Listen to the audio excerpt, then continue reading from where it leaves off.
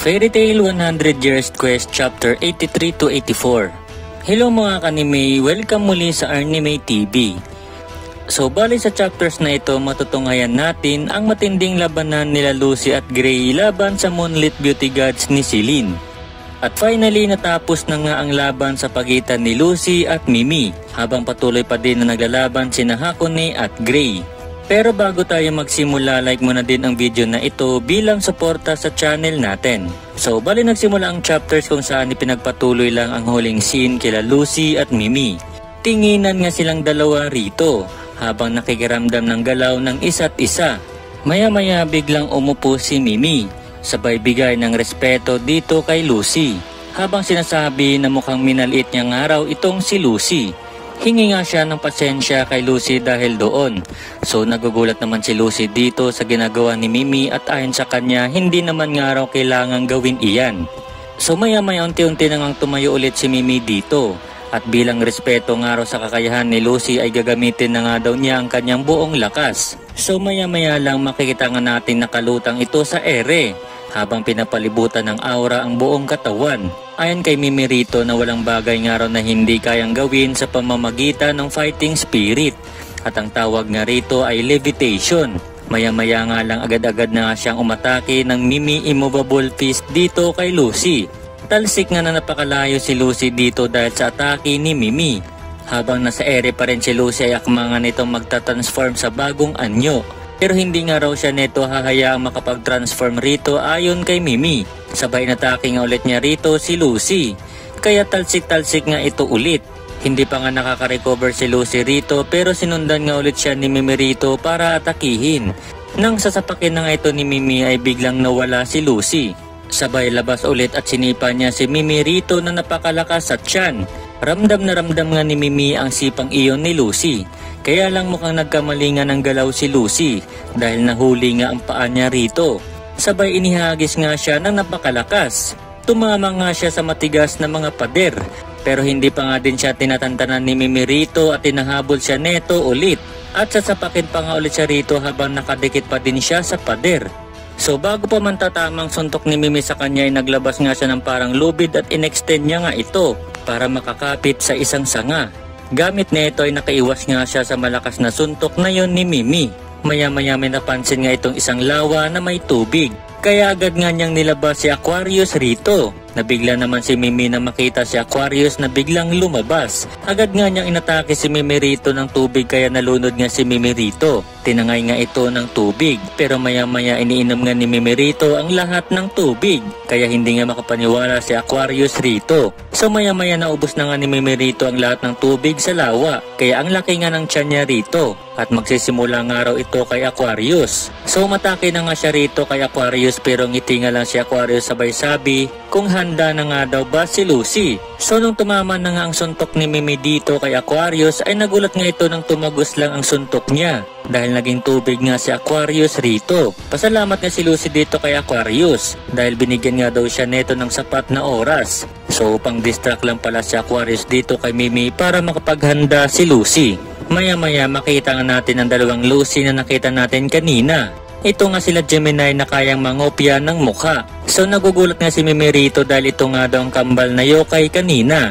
So yokai pa nga ang tawag ni Mimi dito kila Lucy. Ayon naman kay Lucy na ipapaubaya nga daw niya kay Gemini ang incantation. So nagsimula naman mag-prepare si Gemini dito para sa incantation. Ayon pa kay Lucy ng magic nga raw na ito ay sobrang lakas. Pero ang kahinaan nga raw nito ay masyadong matagal ihanda. So maya-maya natapos na nga ang incantation rito. Pinagpapawisan naman si Mimi rito sa nasasaksihan niya. Nag-iisip nga ito kung paano nga raw kung hahayaan niyang tumama ang ataking iyon sa kanya. At isa pa, hindi nga siya makakagalaw ng mabilis para iwasan ito dahil ang laki nga ng tiyan niya. So handa na nga para bitawan ni Lucy dito napakalakas na atake. Sabay bitaw ng Uranometria. Talsik nga si Mimi rito at ang lakas nga na pagtama nun sa kanya. Bulagta nga ito sa lupa. Bigla naman napalood sa lupa si Lucy dahil sa panghihina. Kinakamusta nga siya nila Gemini rito na ngayon bumalik na sa dating anyo.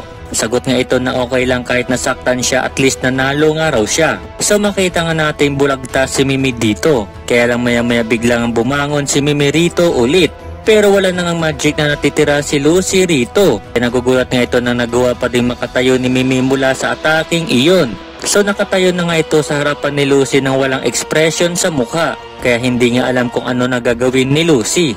Maya-maya lang bumagsak na nga rito si Lucy. Ayon pa sa kanya, wala na nga daw malay si Mimi habang nakatayo ito. So ang amazing nga raw ni Mimi.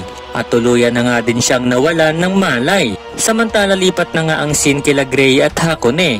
So naglalaban na nga din ang dalawa rito. Sa loob makita natin na patuloy pa din ginagamot ni Wendy sina Erza at Natsu. Nagtataka naman ang Grand White Priestess dahil biglang umuulan nga ron ng snow sa labas. Sagot nga si Wendy na maaring resulta ito sa magic ni Gray at ng kalaban na gumagamit din ng yelo. Samantala sa labas ay umatake na si Gray rito ng Ice Make Lance. Pero nagulat nga ito na maging yelo ang kaniyang yelo. Bigla naman nagsalita si Hakone na hindi nga daw ba niya sinabi na ang magic power mismo ang kanyang i-freeze. So ang mga salamangkero nga raw ay walang laban sa kanya. At makikita nga nating unti-unti nang i-freeze ulit rito ang katawan ni Gray. Pero maya-maya agad nga nag-transform si Gray sa Demon Slayer neto. Dahilan para mabasag niya ang bumabalot na yelo sa katawan niya. Kaya nagulat niya si Hakone na mapansin na kapangyarihan nga raw ito ng isang demon. So maya-maya lang ay inatake na nga ni Gray si Hakone rito. Ngunit nakailag naman ito. Ayon kay Hakone na binago daw pala niya ang kanyang magic para masira neto ang kanyang freezing spirit art.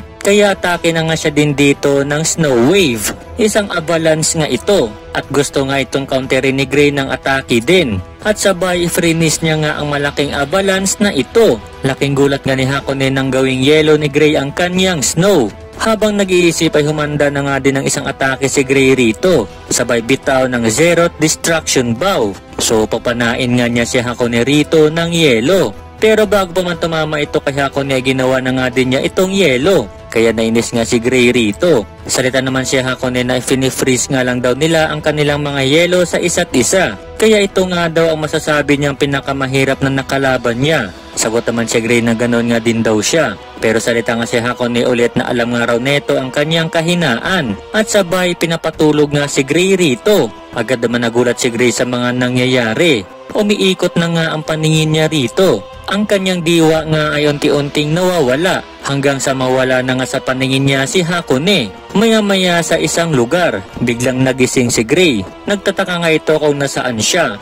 Maya-maya biglang nagpakita si Jovia at agad itong niyakap ng mahigpit. Ayon kay Jovia, nag-aalala nga raw siya dahil ang tagal netong natulog. Nagtataka naman si Gray sa mga nangyayari dahil magkalaban nga lang daw sila kanina ng babaeng gumagamit ng snow. So narinig nga ito ni Jovia ang tungkol sa babaeng gumagamit ng snow. Kaya agad nga ito nagalit dahil may karibal siya. Maya-maya may biglang nagsalita mula sa pinto. Ayon dito, anong araw ginagawa ng mami niya? So isang bata nga ito nakamukha ni Gray. Kaya nagtataka nga si Gray dito sa mga nangyayari. Salita nga si Jovia na walang araw silang ginagawang masama ng kanyang daddy. So bali tinawag nga niya ang bata dito na si Greg. Lalo nga nagulat si Gray na marinig ang salitang mami at daddy. Agad nga siyang binati ng bata ng good morning daddy. So hindi nga makapaniwala si Gray na tinawag siyang daddy ng bata. Napapatanong nga ito sa sarili kung isang panaginip nga raw ba ito. Pinapakitaan nga lang daw ba siya ng mga ilusyon ng babaeng iyon. Habang nag-iisip agad nga siyang hinatak ng bata palabas. Ayon pa sa bata, nandito nga raw ang lahat. Bali napapatanong nga lang si Gray kung sinong lahat nga raw. So maya-maya bumulaga nga ang tatay ni Gray at kasama si Altair. Salita pang ang tatay ni Gray rito kung gaano nga raw ba katagal na gustong matulog itong si Gray. So napapaisip nga lang si Gray na isang panaginip nga lang daw ito. Habang titignan ng kanyang anak at ang tatay niya na masaya nga ito, patuloy niyang sinasabi sa isip niya na isang panaginip nga raw ito. Kinakarga nga ni Altair si Greg dito. Titignan nga ito ni Gray at patuloy niya pa din sinasabi sa isip niya na isang panaginip nga lang daw ito. So maya-maya lalong nagulat ito na makita ang isang babaeng paparating. At ito nga ay ang kanyang sariling nanay. Pero patuloy niya pang sinasabi sa isip niya na isang panaginip lang ito. So inaaya na nga si Gray dito na umupo para kumain silang buong magpamilya. Pero patuloy niyang sinasabi ni Gray sa isipan niya na panaginip lang ang lahat ng ito. Nagtatawanan nga ang lahat dito. So sumasakit na ang ulo ni Gray dito sa mga nangyayari. Salita nga itong si Jovia sa kanya na dito na nga lang daw siya habang buhay. Magiging masayang alaala nga raw ito habang buhay. Salita naman si Gray na gustong gusto niya manatili dito habang buhay. pero hindi nga raw pwede. Ito nga raw ang masayang mundo na kanyang ini-imagine, pero mali nga raw ito. So maya-maya nabasag nga ang alaala niya dito. Laking gulat nga ni Hakone nang makita ito. Ayon sa kanya, ang Mugen Shitsugika ay nasira nga raw. Salita naman si Gray na ayaw nga raw niyang maging masaya. Gusto nga daw niyang pasayahin si Juvia. At dito nga nagtapos ang chapter 83 to 84. So ang tindi nga ng labanan sa pagitan ng ating mga bida at ng Moonlit Beauty Gods. Natapos na nga ang laban sa pagitan ni Lucy at Mimi. At talagang walang malay na ba talaga itong si Mimi. Samantala hindi pa nga natatapos ang labanan sa pagitan ni Gray at Hakone. At ang tindi nga din ng labanan ng Yellow laban sa Snow. Mukhang may resulta na nga din ito sa susunod na chapters. Abangan natin ang laban nilang dalawa. So yun lang muna mga ka-anime. Maraming salamat, God bless at mag-ingat kayong lahat.